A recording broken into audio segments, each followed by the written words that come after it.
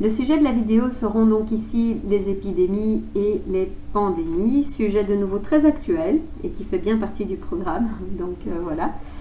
Alors, tout d'abord, distinguer ce qu'est une épidémie et une pandémie.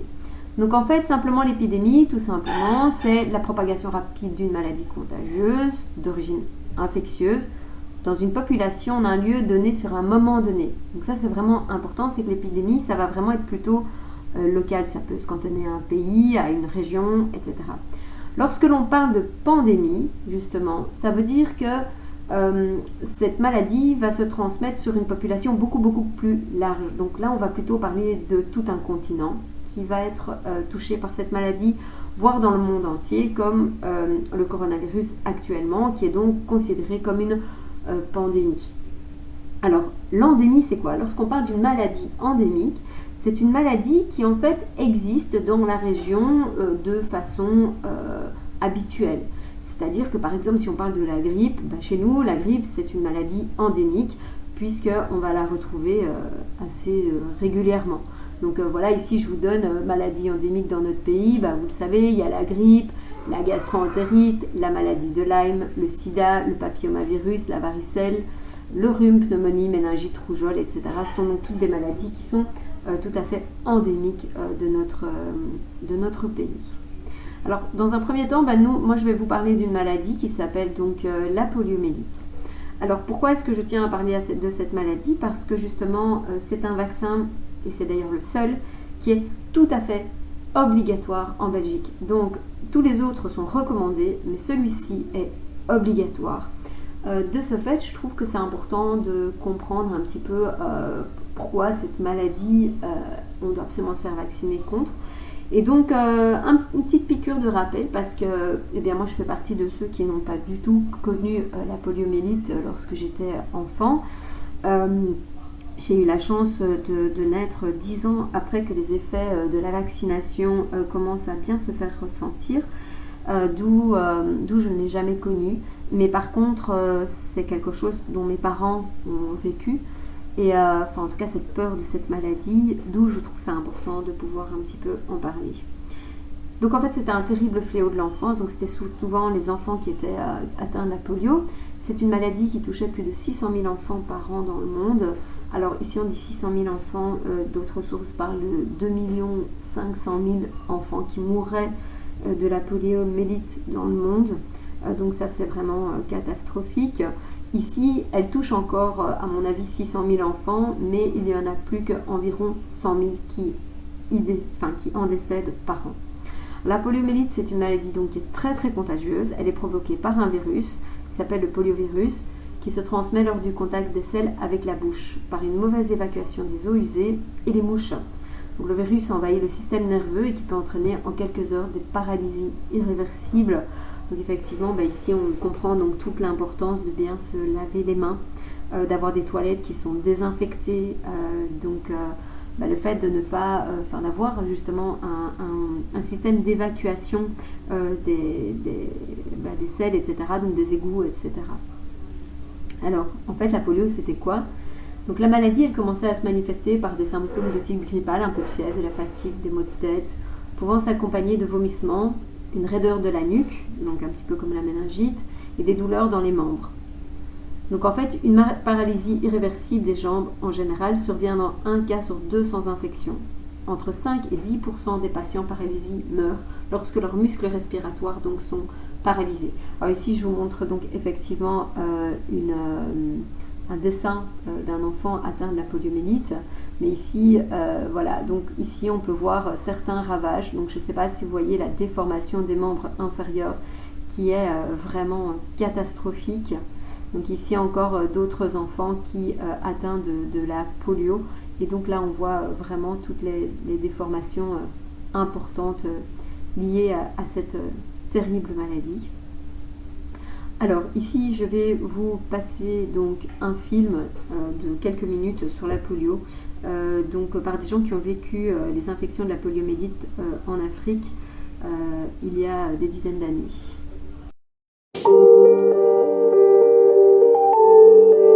Il y a 50 ans, le débat sur la vaccination n'existait pas. On faisait très peu d'injections en Belgique. On parlait bien d'un vaccin américain contre la polio, mais tout cela était vague et flou. En 1956, la famille Baudouin décide de quitter la Belgique pour aller s'installer au Congo. En chemin, lors d'une escale au Soudan, les 3 enfants vont contracter une terrible maladie. Et alors on m'a dit c'est la polio aussi. Et vers 11 heures, il n'a plus su respirer. Alors là, ça a été très vite. On l'a mis dans le poumon d'acier. C'est une chose horrible, ce poumon d'acier.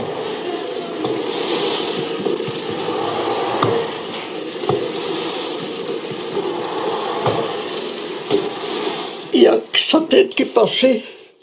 Et l'infirmière, c'est comme quand on met les bébés qui ne sont pas à terme. Oui, Les couveuses. Oui, une couveuse, donc c'est la même chose en gant. Elle a passé ses 2 mains, elle avait une grande aiguille. Elle le piquait partout. Et ça ne faisait rien. Malgré les soins, Jean-Michel mourra. La polio l'a tué en 3 jours. Aujourd'hui encore, Josette en veut toujours au médecin. Il lui avait déconseillé la vaccination lorsqu'elle a quitté la Belgique. Si on les avait fait, il n'aurait rien eu. Il était vacciné. Voilà. Donc moi je dis, je reporte la faute sur les 2 médecins, moi. Et les malheurs de la famille ne s'arrêteront pas là. Le 2e frère, Jean-Paul, restera paralysé. Le 3e, Jean-Jacques, s'en tirera sans séquelles physiques, mais durant toute son enfance, la polio sera là. Mes séquelles à moi, elles sont psychologiques. Elles ne se voient pas. Alors on pense que tout est normal. Non, tout n'est pas normal. Oui, dans ma tête, il y a toujours une souffrance et un trou et un manque. Et je ne sais pas réparer ça. Même autant d'années après? Oui. Petit à petit, le souvenir de ces souffrances s'estompe. La polio a quasi disparu de notre pays. Il n'y a plus de nouveaux cas. On oublie qu'elle a tué. Aujourd'hui, ce n'est plus la maladie qui effraie, c'est la seringue. On craint plus le vaccin qui tourne mal que la maladie. C'est en tout cas l'opinion de nombreux anti-vaccins. Voilà, donc ici ça vous donne un petit peu en fait la psychose face à la polio à l'époque, donc qui était vraiment désastreuse. Hein.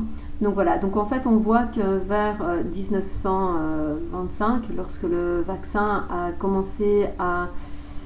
Enfin, en tout cas, on voit que, non, ici on n'a pas encore de vaccin justement, et là on voit effectivement qu'on commence à avoir l'apparition de la maladie, d'accord, qui a été crescendo à certaines périodes avec des pics importants et puis un petit peu moins, puis de nouveau des pics. Et puis effectivement on voit qu'à partir ici de 1970, on va avoir donc une diminution de cas de polio qui est vraiment importante. Alors de nouveau ici on parle donc pour la France. Alors ici on parle du Canada. Alors de nouveau là on vous montre en fait simplement le nombre de nouveau de contaminations. Donc on voit ici pic au niveau de la maladie très importante vers les années 1953. Et puis il va y avoir vraiment une chute très importante de nombre de cas de polio. Et en fait, ici on vous dit, à partir de 1955, on a donc massivement vacciné les personnes grâce au VPI, donc c'est-à-dire au vaccin anti-poliomyélite injectable. Et donc on a eu vraiment, une chute. Alors comme actuellement, on oublie un petit peu la polio, on se dit qu'elle n'est plus là, donc les gens ne se vaccinent plus. Et à nouveau, pic, mais heureusement moins important de poliomyélite. Et donc, à nouveau, le VPO, cette fois-ci, qui est le vaccin antipoliomyélite oral, a été administré. Et on voit à ce moment-là qu'effectivement, on a eu à nouveau vraiment une diminution de la poliomyélite très importante.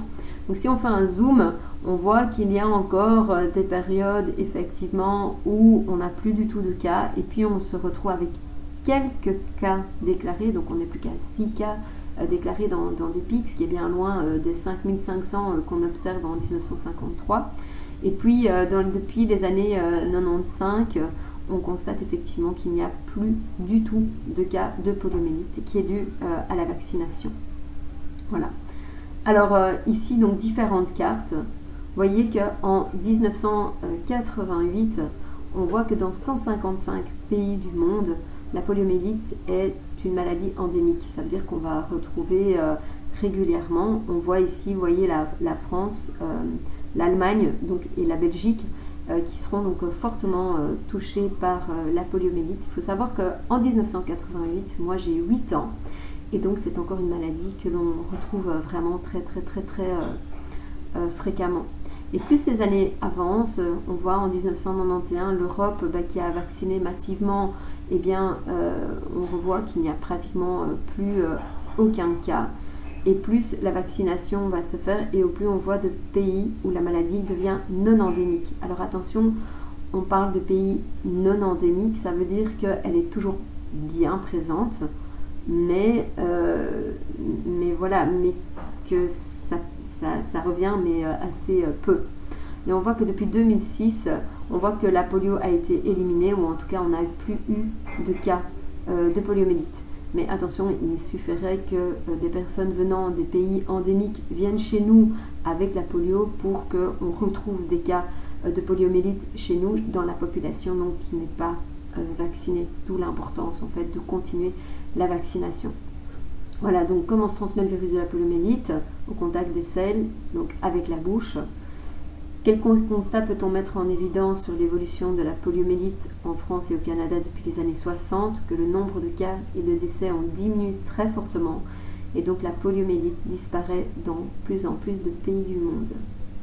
Alors, quelle avancée technique a permis cette diminution? Bien, c'est la vaccination, qu'elle soit orale ou par injection.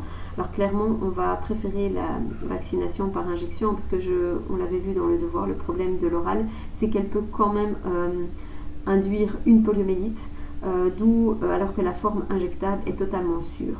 En tout cas, la vaccination orale n'existe pas chez nous.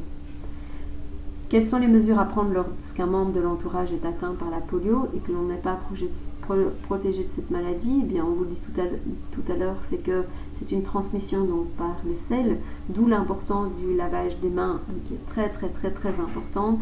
Les évacuations et les structures sanitaires qui doivent être propres et tout à fait fonctionnelles, sans oublier que ces structures sanitaires vont devoir être nettoyées après chaque passage aux toilettes.